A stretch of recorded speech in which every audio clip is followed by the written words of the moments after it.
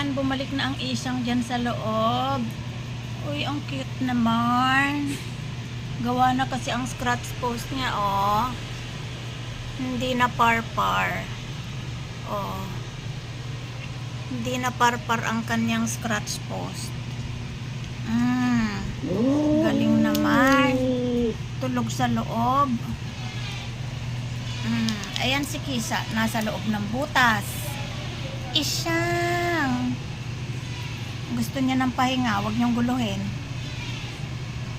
Huwag mong amoy-amoyin itim. Kanya yan eh, oh.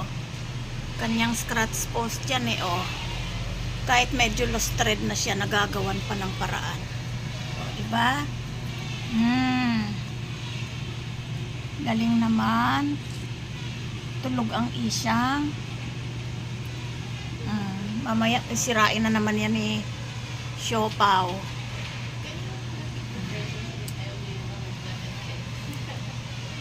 Oh, diba?